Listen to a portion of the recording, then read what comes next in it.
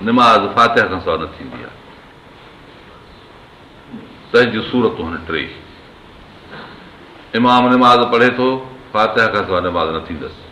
इहा बि मुतफ़क़ इलाही ॻाल्हि आहे। ठीकु आहे, इमाम ई जेकॾहिं फातिहा न पढ़ो अंदरि पढ़ो निमाज़ कीअं थींदी? अकेलो माण्हू निमाज़ पढ़े थो, जुदा पंहिंजी फर्दी या नफ़िली किरात फातिहा जी न कंदो, निमाज़ न थींदसि। इहो बि मुतफ़क़ आहे।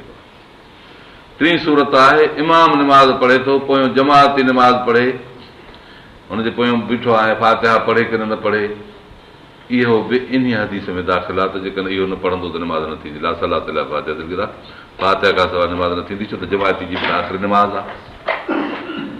हे जेके बि हदीसूं मां ॿुधायूं, 5 सनदूं 5 रिवायतूं ॿुधायूं, इहा हदीस इन मज़मून वारा जेके बि हदीस जा मज़ामीन आयल आहिनि उहे इन सां टकरजनि था, इन हिकिड़े जुज़े सां, इमाम वारे सां। बाक़ी ॿिए में त सभिनी में ठीकु आहे। इमाम पढ़े इहो बि ठीकु, अकेलो पढ़े फातिहा इहो बि ठीकु, इमाम जे पुठियां जमाती पढ़े, हे 5 रिवायतूं जेके ॿुधायूंसीं।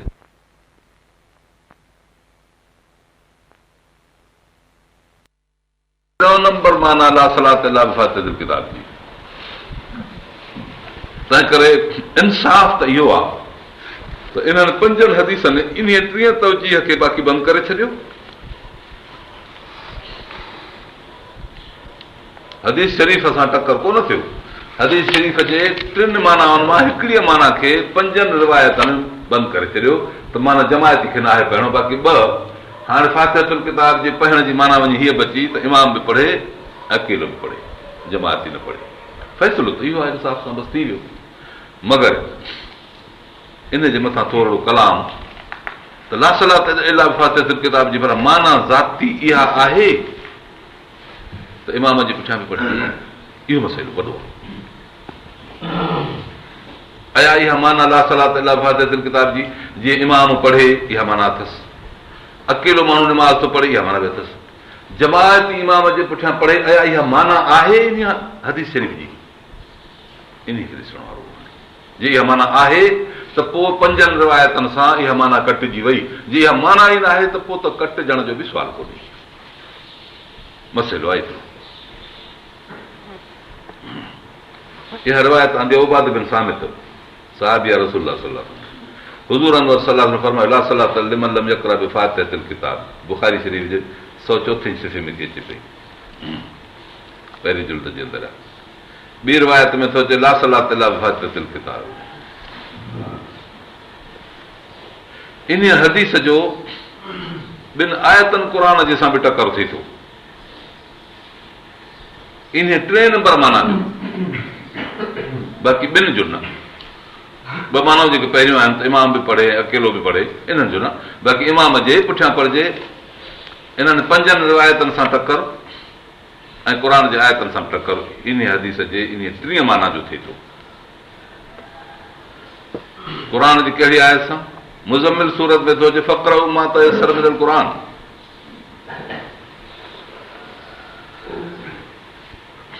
इमाम क़ुर मझां तव्हां निमाज़ में उहो पढ़ो जेकी तव्हांखे सवलो लॻे।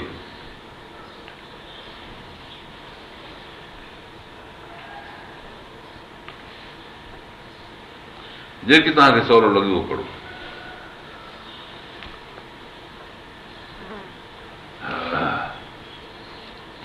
निमाज़ में पढ़ो, ॿाहिरि पढ़ो। पोइ जेकॾहिं ख़ासि अलहमद शरीफ़ खे लाज़िम करे पढ़िजे त क़ुर शरीफ़ जी इन आयत में इहा शिदत थी पई।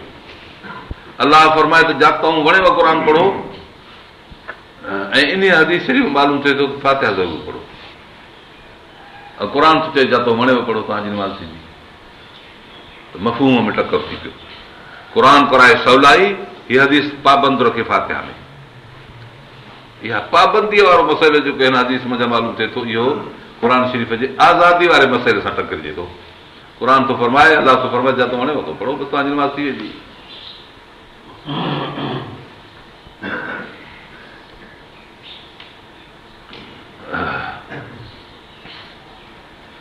पोइ इन टकर में जो असांखे हीअ ॻाल्हि सम्झ में अचे थी त क़ुर निमाज़ में ज़रूरु पढ़णो आहे, फर्ज़ इहो आहे। फातिहा सूरत जो शख़्स इहो त क़ुर आहे, इहो पढ़े या का ॿी सूरत पढ़े या का ॿी आयत पढ़े, क़ुर जी मर्ज़ी त इहा ई आहे। पर हदीस शरीफ़ में अचे थो फातिहा पढ़ो। हाणे असांखे मिलाइणो पवंदो ॿिन्ही हुकुमनि खे। क़ुर पढ़ो, इहो क़ुर शरीफ़ जो हुकुम, फातिहा पढ़ो, इहो हदीस जो हुकुम। फातिहा बि क़ुर आहे, माना फातिहा जे सूरत में क़ुर पढ़ो, इनखे वाजिबु करार ॾिनो वञे। मुतलक़ क़ुर उहो फर्ज़ आहे। इहो फर्ज़ जेकर फातिहा जी सूरत में अदा थिए त बि ठीकु, ऐं जे फातिहा जी सूरत सां कंहिं ॿिए हंधा क़ुर पढ़बो त पोइ ॼणो त वाजिब जो तर्क थियो, माना इहो क़ुर फातिहा जी सूरत में अदा करणु घुरिजे हा। पर हिन ॿिए हंधि अदा कयो, फर्ज़ त अदा थी वियो, पर फातिहा न पढ़ी तंहिं करे वाजिब थी पियो। इन वाजिब जे तर्क करे सजदो सहज पवंदो। जेकॾहिं हिकिड़ो माण्हू रुॻो ॿियूं आयतूं पढ़ी वञे क़ुर जूं निमाज़ में, पोइ चई त मां त फातिहा न पढ़ी, पोइ सजदो सहज इहो फ़ैसिलो बसि।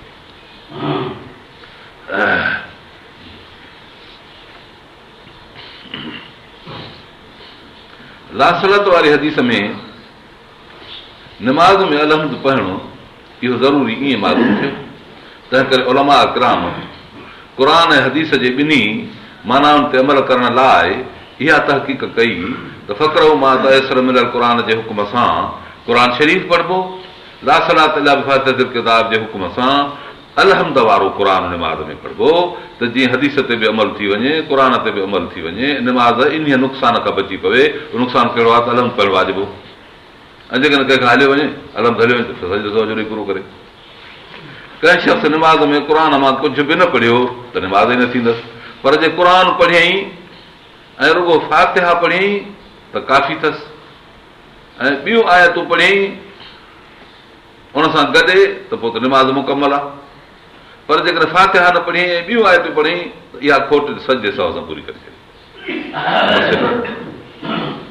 अहिड़ी तरह सां जेकॾहिं सूरत जो ज़म न कयईं त बि सजदो सहज।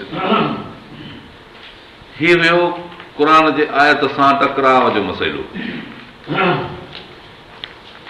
हदीस जो ॿी ॻाल्हि, साॻी रिवायत जो इन क़ुर पाक जे ॿी आयत सां बि टकर आहे, ला सलात इला फातिहतुल किताब जो। एॾा क़ुर फस्तमिउ लहू अनसितू लअल्लकुम तुरहमून, जॾहिं क़ुर पढ़िजे त तव्हां चुप करे बीहो। इमाम क़ुर पढ़े थो, पोयों जेकॾहिं माण्हू बि क़ुर पढ़ंदो त टकर थींदो। अलाह थो फरमाए त टकरायो न क़ुर खे। क़ुर मजीद जो हुकुम इहो आहे त कुन कन ॾेई ॿुधो, नथा ॿुधी सघो त बि चुप करे बीहो। ऐं हिन हदीस शरीफ़ में अचे थो त फातिहा खां सवाइ निमाज़ न थींदी।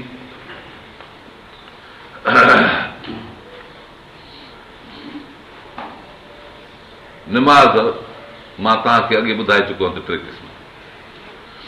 हिकिड़ी निमाज़ आहे इमाम जी, ॿी निमाज़ आहे अकेले जी, टी निमाज़ आहे जमातीअ जी। लासलात इला फातिहतुल किताब जो हुकुम कंहिंसां तालुक़ थो रखे, अकेले निमाज़ सां या इमाम जी निमाज़ सां, इहो त साफ़। टियों क़िस्म आहे इमाम जे पुठियां पढ़णु। तंहिं लाइ हदीस शरीफ़ में अचे थो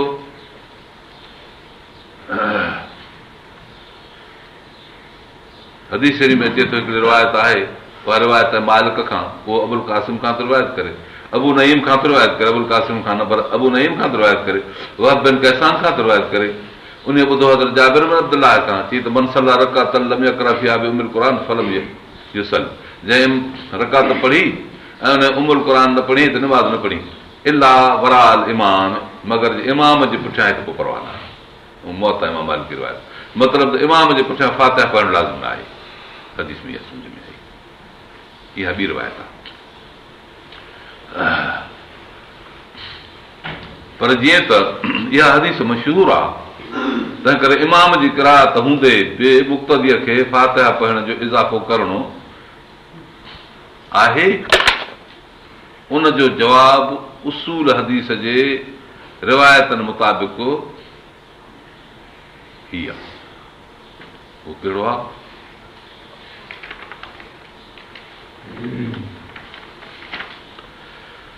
त हदीस लासलात वारी इहा मशहूर रिवायत न आहे।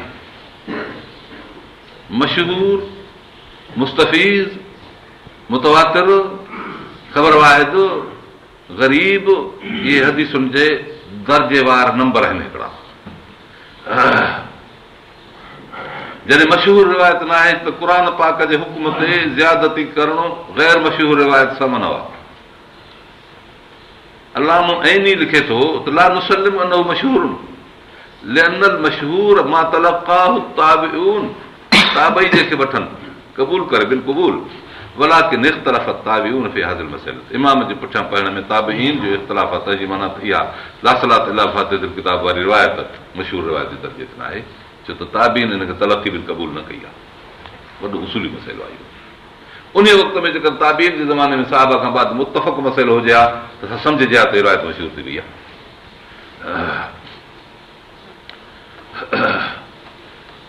मशहूर रिवायत उनखे चइबो आहे जो ताबीन उन ज़माने में सभई हुनखे अख़ज़ कनि। साहबा किराम जा शागिर्द आहिनि ताबीन, क़िरात ख़ल्फ़ इमाम में हुननि जो इख़्तिलाफ़ कयो आहे।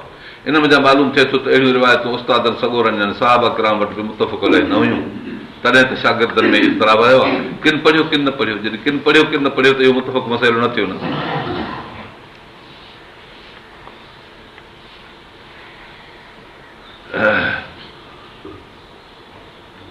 तंहिं करे हाणे लाज़िम थियो असां रिवायत सां गॾु दिरायत खां बि कमु वठूं।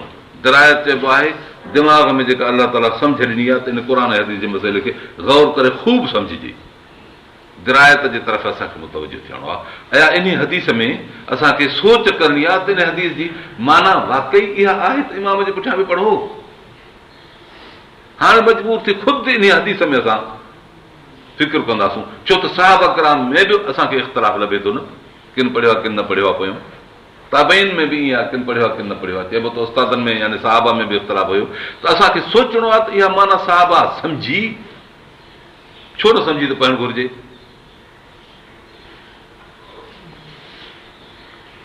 सो सूरतूं आहिनि 4 सही हिन जे लाइ। ला सलात इल्ला बिफातिहतिल किताब, ॿई लफ़्ज़ मुफ़रद आहिनि। सलात फातिहत हिकिड़ी नमाज़ हिकिड़ी फातिहा।